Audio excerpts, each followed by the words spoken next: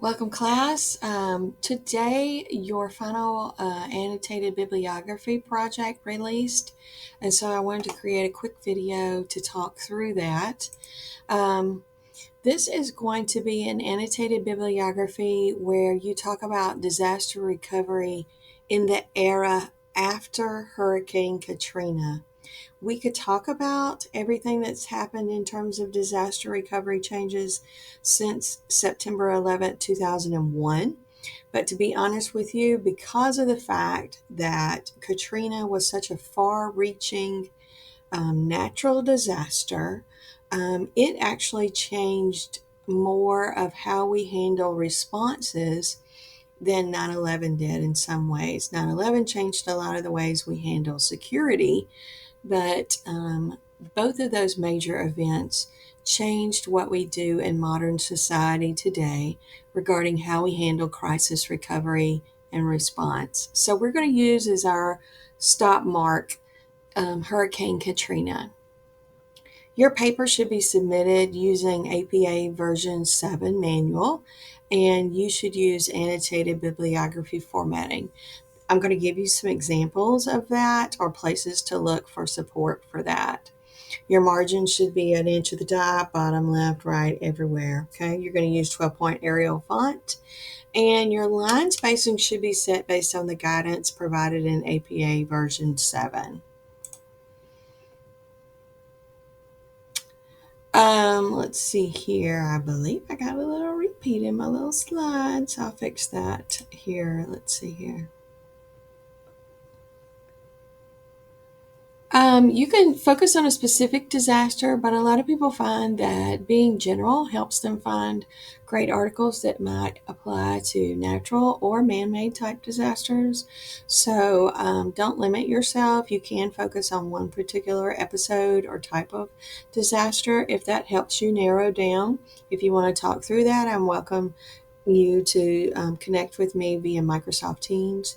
You do not have to write a paper for this based on the annotated bibliography that you're putting together. But it would certainly help you if you did do a paper on it. For instance, let's say you move to a doctorate or you want to do a white paper for something that's happening in your work. I'm asking that you not use direct quotations for your annotated bibliography.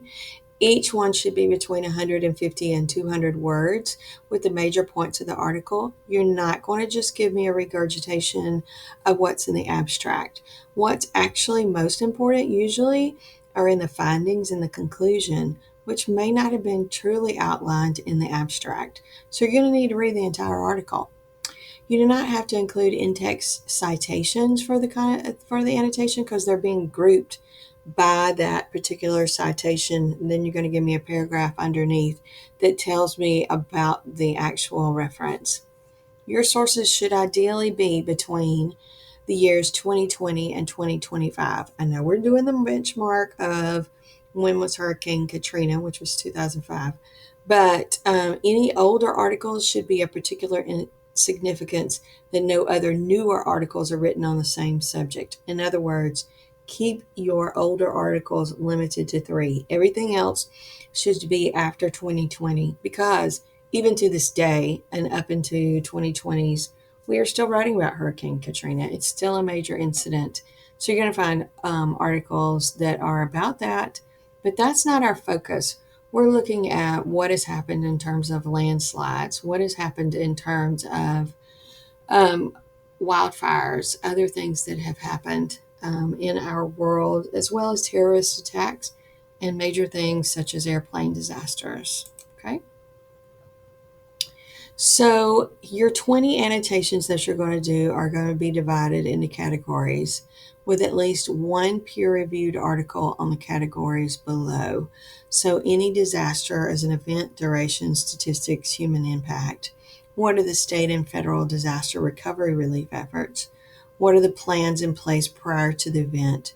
What changes to the plans following the event? What are contingency planning and surviving in the aftermath of a disaster? What are response plans for natural disaster, and what are response team composition? Now, with annotated bibliographies, these, if you will learn how to do them now, they will support you if and when you ever decide to move forward with a doctorate degree. I can tell you from my personal experience, I was required to build a 250 item annotated bibliography, which I then used to produce a doctoral dissertation, which was more than 250 pages long. But I didn't have to do as much research because I had already done the work of doing an annotated bibliography. So you're learning a skill that will support you if and when you decide you want to move on to something else. But you're also learning a skill set that can support you if you are responsible for crafting a disaster relief plan or a crisis recovery plan or a strategic plan for your organization in the real world. I want to wrap it up by talking about Dana Casper. She is a rock star, and you've already paid for her services. And I am flabbergasted by the number of MGA students who don't connect with her during their master's degree. She is a wonderful resource for you, and I strongly encourage you to make an appointment with her and to connect with her because she can help you build this annotated bibliography. She can answer any questions that you might have, and she will help you find sources and help you organize it.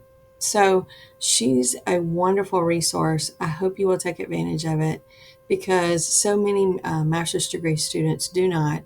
But I will tell you this, at the doctoral level, we require connection with Miss Casper and the important work that she does. So I hope you have a great week, everybody. One of the things that you're going to find this week is the fact that you have to go and look at a particular type of physical server room situation. So if you have questions, please reach out.